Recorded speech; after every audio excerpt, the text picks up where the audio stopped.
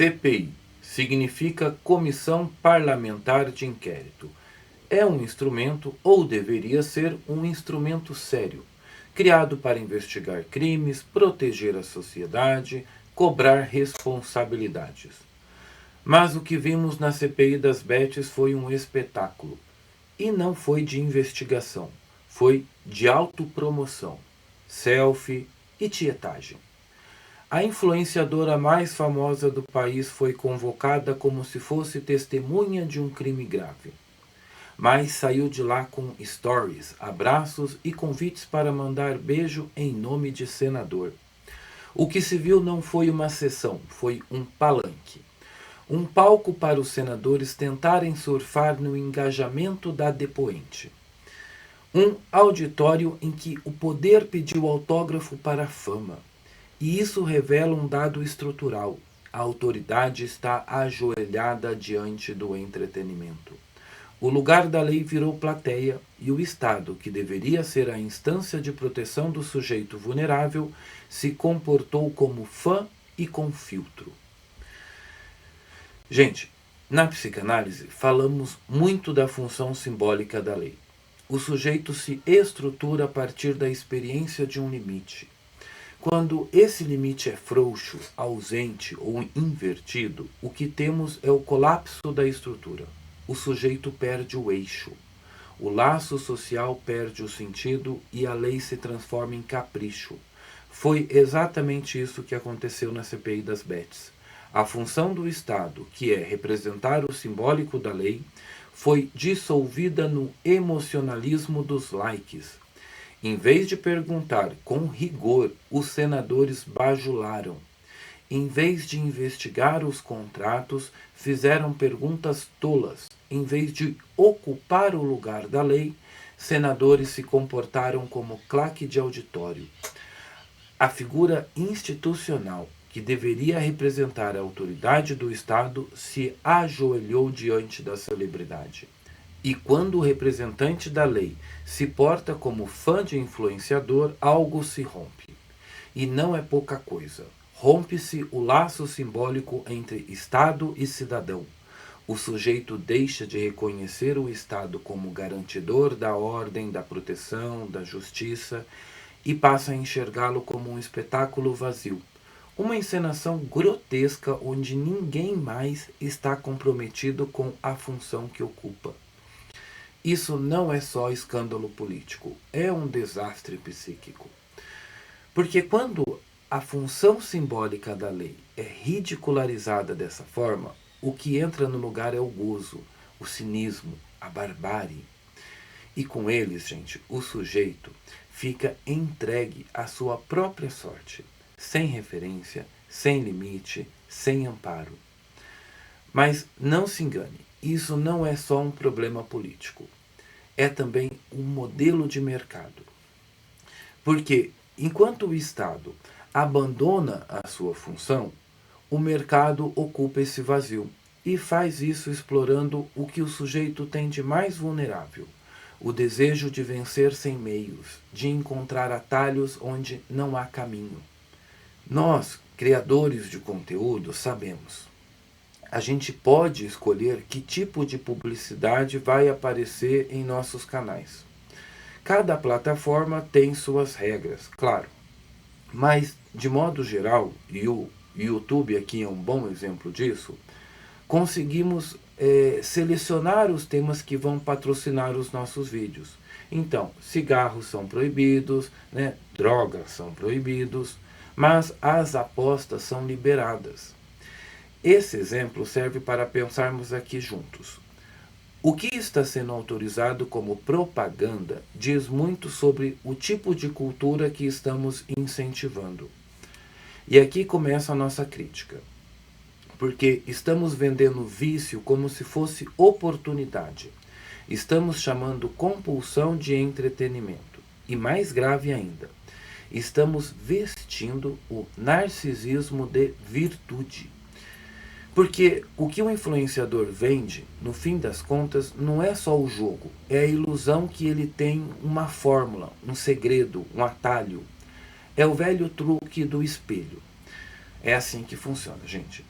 Se deu certo para mim, vai dar certo para você. Esse é o truque do espelho. Mas a gente sabe que não é bem assim.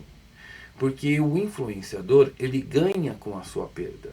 E a casa nunca perde. Quem sempre perde é o mesmo.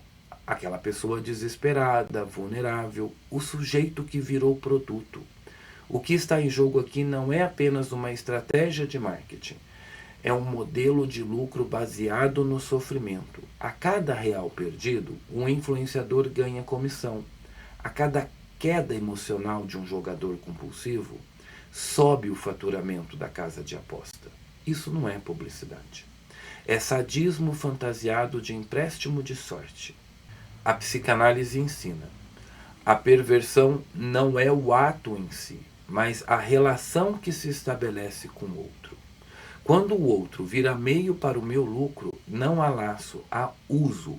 E o uso do outro, ainda que legal, pode ser profundamente destrutivo. E é isso que está sendo naturalizado como divulgação, como propaganda. O problema não é a influenciadora, é o sistema que permitiu que o jogo de azar virasse opção de vida para quem já não tem nada.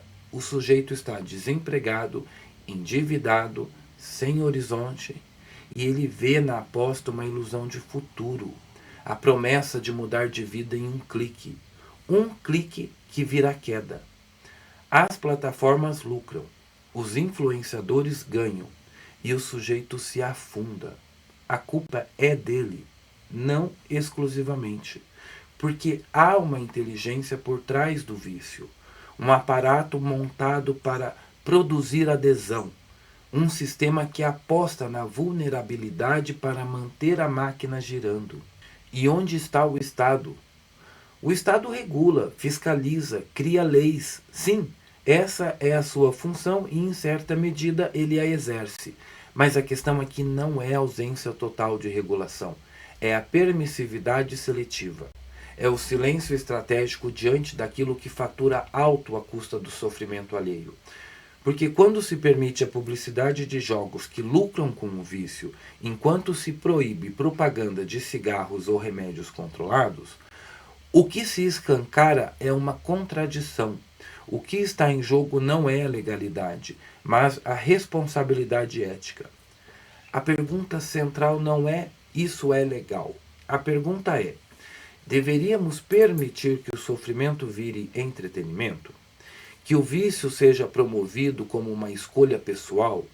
Que influenciadores transformem endividamento em engajamento? Não se trata de culpar influenciadores, e muito menos de um julgamento moral. Trata-se de reconhecer que o discurso que naturaliza essa prática é social, é cultural, é legitimado pelo próprio Estado quando terceiriza sua função simbólica. E é aqui que a psicanálise entra não para julgar, mas para interpretar, porque onde o simbólico falha, o sujeito se afunda, onde a lei vacila, o desejo desregulado se impõe. E onde o sofrimento é promovido como escolha, o laço social se rompe. E o que a psicanálise vê? A psicanálise ela não moraliza, ela não diz o que é certo ou errado. Como eu falei, ela vai nomear o que está por trás do sintoma. E o que ela também pode ver neste caso é um discurso perverso. Perverso porque transforma o sofrimento, como eu disse, em lucro. Perverso porque diz para o sujeito que a culpa é dele. A culpa é sua que se viciou. Você deveria saber que era só um jogo. O discurso é esse. A culpa é sua que se viciou. Mas não é. Não é. O discurso que sustenta o vício é estruturado por uma engrenagem que promete alívio, diversão, lucro e entrega compulsão, dívida, solidão. Existe um discurso que seduz, que convence, que promete escape. Existe uma repetição nas propagandas, nos vídeos, nas promessas de ganho fácil. Existe uma estrutura que alimenta a compulsão e depois abandona o sujeito no prejuízo. O vício nesse modelo não é uma falha individual, é sintoma de um sistema que explora o desejo e lucra com a dor. A dor desse sujeito que se vicia em aposta, daquele que perdeu a esperança no mundo real, que acredita na sorte porque o mérito já não basta, que troca o trabalho pelos cliques de tigrinho porque já não encontra dignidade na realidade. Existe sempre um discurso por trás do vício, e nós, como psicanalistas e como sociedade, precisamos perguntar: qual discurso está sustentando esse sintoma coletivo? O que o sucesso das bets revela sobre a nossa falência institucional, sobre a falência paterna da lei, sobre a ausência do futuro simbólico no horizonte do sujeito?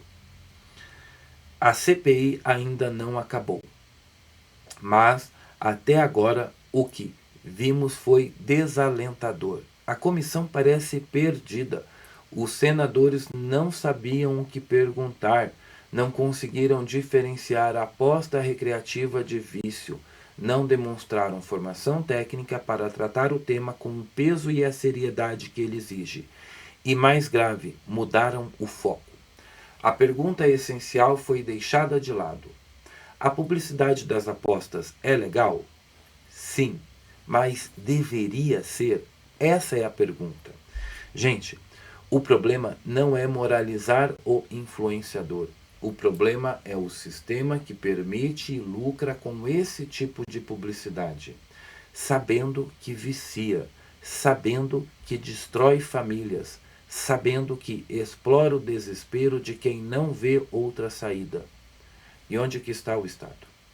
A questão não é se a Virgínia é culpada. A questão é o que o caso dela revela. Sobre o Estado, sobre a influência, sobre o sujeito que acredita que com sorte vai escapar da própria miséria simbólica. E nós, como sociedade, vamos continuar achando isso normal? Vamos continuar dizendo que é livre mercado, que quem quer joga? Ou vamos ter coragem de dizer: isso é vício, isso é perversão, isso não é liberdade, é um sintoma? Se você chegou até aqui, comenta agora para a gente bater um papo. Você acha que a CPI das bets vai dar em alguma coisa? O que você viu ali? Investigação ou performance? Conhece alguém que perdeu dinheiro ou foi enganado? Compartilhe aqui. A palavra aqui no nosso canal ainda importa. E aqui ela tem lugar para ser dita, viu? Se você ainda não deixou seu like, eu peço generosamente que deixe seu like aqui. Isso ajuda o YouTube a divulgar mais o nosso conteúdo. E é um conteúdo que tem que ser levado para reflexão. Se você ainda não é inscrito no canal, se inscreva. Já ativa o sininho para receber notificações dos próximos vídeos. E se você puder, considere se tornar membro do nosso canal. Assim você ajuda a nossa estagiária aqui, né? Ajuda o canal a crescer. E eu vou ficar muito feliz de ficar um pouquinho mais pertinho da você. Tá bom? Eu fico te aguardando no próximo vídeo. Se você ainda não me conhece, eu sou Rafael Marques Menezes, psicanalista, professor e diretor da Escola Britânica de Psicanálise. Até mais!